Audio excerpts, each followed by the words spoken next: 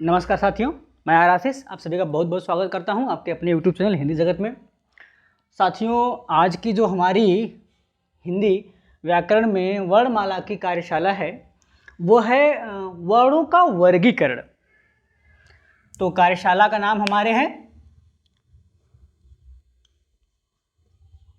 वर्णों का वर्गीकरण। साथियों देखिए, जैसे नाम से ही स्पष्ट हो रहा, वर्ण में स्वर और व्यंजन दोनों आ जाएंगे।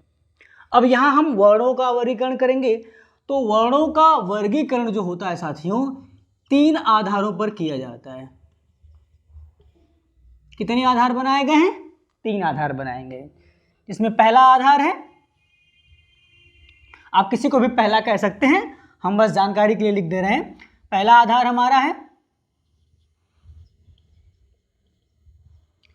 उच्चारण स्थान के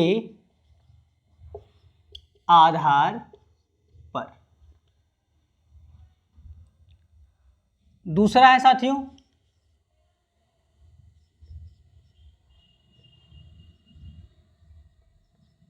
प्राण तत्व, या आप इसे कह सकते हैं श्वास के आधार पर। और अगला यानी तीसरा हो जाएगा हमारा घोषत्व या स्वर तंत्री के आधार पर। आपके टॉपिक का जो हमारे आज की टॉपिक का जो नाम है वो है वर्णों का वर्गीकरण। हमने स्वर पढ़ा, व्यंजन पढ़ा ना, स्वर और व्यंजन दोनों पढ़ लिया है।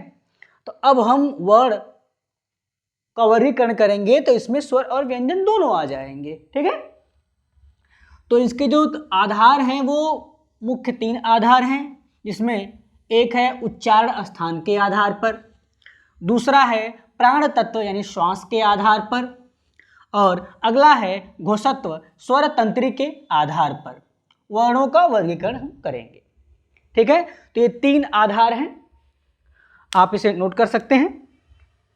ठीक है साथियों, अब इसमें से हम आज एक पर बात करेंगे, एक पर चर्चा करेंगे, शेष पर चर्चा आगे की कार्यशालाओं में करते रहेंगे।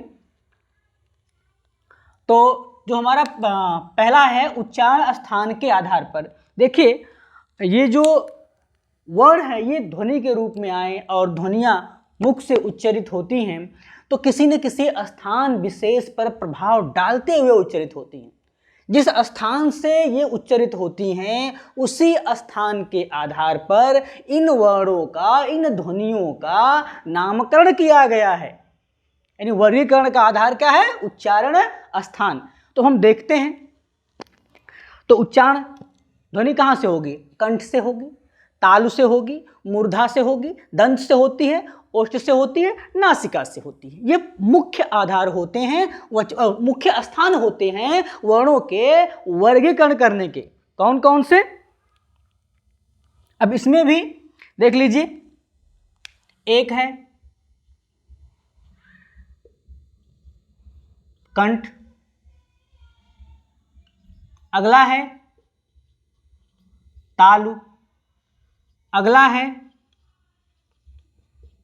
मूर्धा, अगला है दंत, अगला है ओष्ठ, और अगला है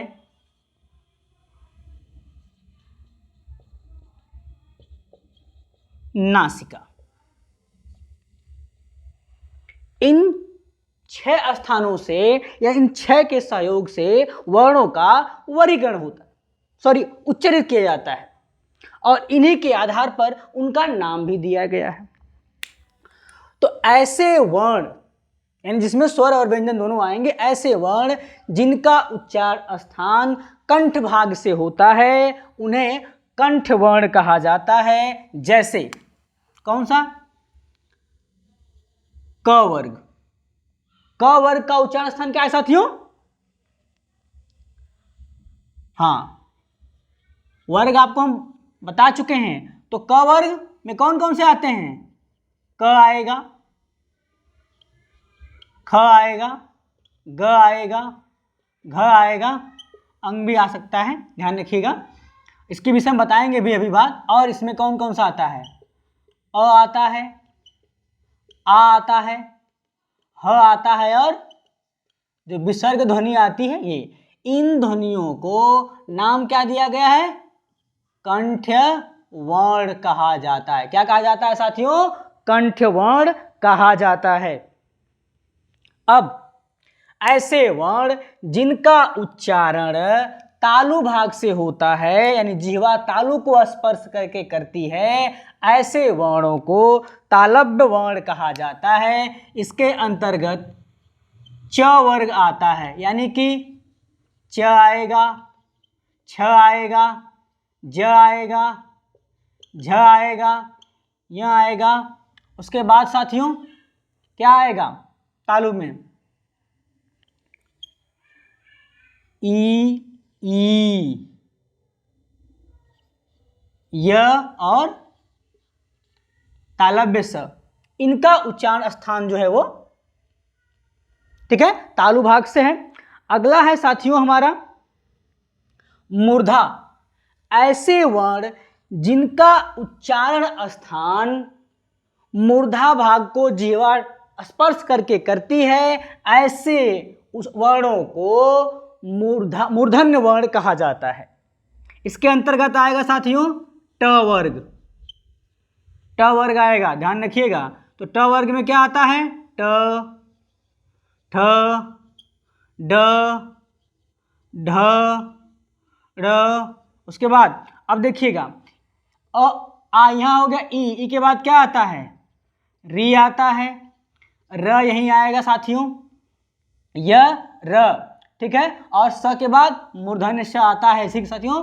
तो ये इसमें हो गया। ध्यान रखिए, एक क्रम से चलेंगे, आसानी से समझ में आ जाएगा।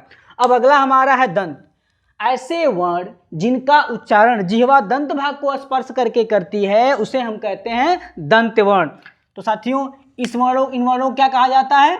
यहाँ देख लीजिएगा एक बार, लिखे नहीं थे। इन्हें कहते हैं तालव्य वर्ण, ठीक है। इन्हें कहते हैं मूर्धन्य वर्ण।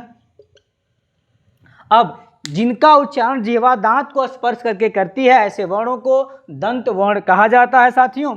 इसमें आपका आ जाएगा त वर्ग आएगा। क्या आएगा साथियों? त वर्ग।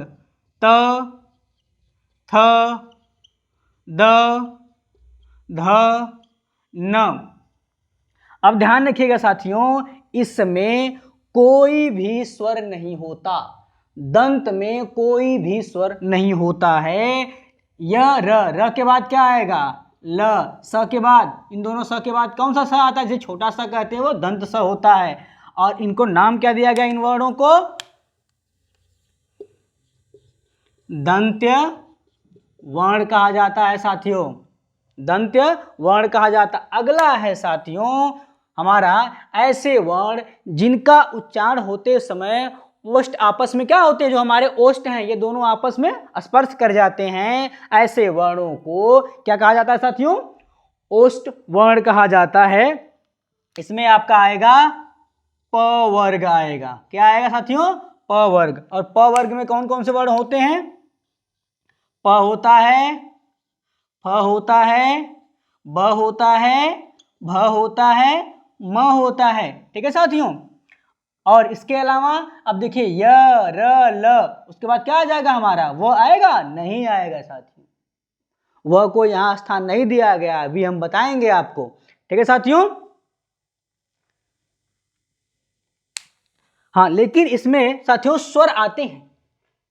क्या आते हैं साथियों? स्वर आते हैं। कौन कौन से? उ और ऊ। इन्हें कहा जाता है ओष्ठ्य वर्ण। क्या कहा जाता है साथियों? ओष्ठ्य वर्ण कहा जाता है। अब अगला है साथियों हमारा नासिका। ऐसे वर्ण जिनका उच्चारण करते समय वायु नाक से भी निकलती है, ऐसे वर्णों को नासिक के ध्वनि कहा जाता है या नासिक के वर्ण कहा जाता है। इसके अंतर्गत साथियों सभी वर्गों के अंतिम वर्ण और अंग आते हैं। सभी वर्गों के अंतिम वर्ण यानी कि न, य, ण, न, म और एक ध्वनि आपकी अनुस्वार, जिसे अंग पढ़ते हैं अनुस्वार होती है, इसके अंतर्गत आते हैं। इसीलिए इन्हें नासिक वर्ण भी कहा जाता है साथियों। अभी आपके कुछ वर्ड छूट रहे हैं जो इनमें नहीं आए हुए हैं, कुछ स्वर भी छूट रहे हैं। तो स्वर कौन कौन से छूट रहे हैं साथियों? स्वर कहाँ तक आप लिखे हैं? अ, आ, ई, री और उ। अगर हम बात करें अयोग वाह की तो अंग और अ को स्थान तो मिल गया उच्चारण स्थान पे, लेकिन हमारे अभी कुछ स्वर और एक हमारा व्यंजन भी छूट रहा है, और भी व्यंजन छूट रहे हैं। अगर हम बात करें द्विगुण व्यंजन की तो द्विगुण व्यंजन मूर्धन्य ध्वनि के अंतर्गत ही आता है साथियों। किसके अंतर्गत आता है साथियों? मूर्धन्य ध्वनि के अंतर्गत, मूर्धन्य वर्ण में ही कहा जाता है। कौन सा? हम यही लिख दे रहे हैं साथियों, फिर से देख लीजिएगा। जो द्विगुण व्यंजन होता है र और ढ़, वो मूर्धन्य ध्वनि के ही है। ठीक है साथियों, अब ये हो गया। अब हमारे बचे हैं संयुक्त व्यंजन, और वह बचा हुआ है, और बचा है ए, ऐ, ओ, औ। ये ध्वनियां बची हुई हैं। तो जरा साथियों इसे हम देखते हैं। अब हम एक हमारा बचा है साथियों, हम इसे सातवां बना लेते हैं। दंत प्लस ओष्ठ, दंत और ओष्ठ के सहयोग से व का उच्चारण किया जाता है। व्यंजन में व का उच्चारण किया जाता है। 8वें नंबर पर साथियों हम बना लेते हैं आपका कंठ और तालु, और 9वें नंबर पे बना लेते हैं कंठ और ओष्ठ। कंठ तालु में ए और ऐ हैं, और कंठ ओष्ठ में ओ और औ हैं। अब क्यों है जरा हम बात कर लेते हैं। जब हम वह शब्द का उच्चारण करते हैं तो जिह्वा दांत पे रहती है और ओष्ठ आपस में स्पर्श कर जाते हैं और वह का उच्चारण होता है। ठीक है, ए, ऐ, कंठ तालु कैसे हैं? ध्यान रखिएगा साथियों, इसके पहले ये संयुक्त स्वर हैं, ये संयुक्त स्वर हैं, ध्यान रखिएगा। और ए का जो निर्माण होता है वो अ प्लस ई से होता है। अ कंठ ध्वनि है और ई जो है वो तालु ध्वनि है। तो इस तरह से क्या हो जाता है, ए, ऐ जो होते हैं ये बन जाते हैं आपके कंठ तालव्य। अ और उ से ओ बनता है, अ और उ से ओ बनता है, अ और ओ से औ बनता है। तो इस तरीके से कंठ ओष्ठ हो जाते हैं ओ और औ। अब साथियों यदि हम चाहें तो जो हमारे संयुक्त व्यंजन हैं, संयुक्त व्यंजन जो हमारे 4 बचते हैं, कौन कौन से? छ, त्र, ज्ञ, स्र, इनके भी हम उच्चारण स्थान को पता कर ले सकते हैं, लेकिन प्राय एग्जाम में इनसे प्रश्न नहीं पूछा जाता है। लेकिन फिर भी एक बात तो होनी चाहिए कि जानकारी होनी चाहिए। जानकारी होने में क्या दिक्कत है? ठीक है ना, जानकारी होने में क्या दिक्कत है भाई? कौन सा ये खाना याद आपने खा लिया पच कर जाएगा, ऐसा नहीं हो सकता। तो देखिए अब छ का निर्माण जो होता है वह क और स के योग से होता है। किससे होता है? क और श के योग से होता है। त्र का उच्चारण जो बनावट है वो त और र के योग से होता है। ज्ञ का ज और य के योग से होता है। स्र का स और र के योग से होता है साथियों। तो अब हम चाहें तो इनका स्थान पता कर सकते हैं। छ का क्या होगा? क कंठ ध्वनि है, स मूर्धन्य ध्वनि है, तो छ का उच्चारण स्थान कंठ मूर्धन्य हो जाएगा। त दंत ध्वनि है, र मूर्धन्य ध्वनि है, तो त्र का उच्चारण स्थान क्या हो जाएगा साथियों? क्या होगा जी? अरे भाई दंत और मूर्धा, तो दंत मूर्धन्य हो जाएगा। ज तालव्य ध्वनि है, इया, इया क्या है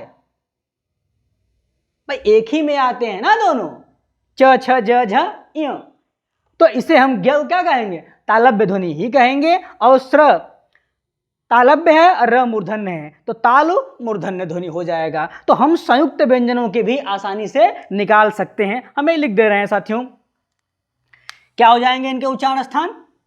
अब जरा देख लीजिएगा, हम इसे मिटा रहे हैं, तो इनके उच्चारण स्थान क्या हो जाएंगे? अब छ का उच्चारण स्थान हो जाएगा कंठ प्लस मूर्धा।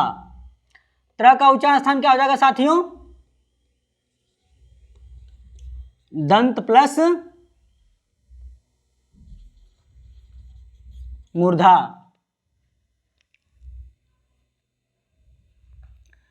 ज्ञ का केवल तालु हो जाएगा, और स्र का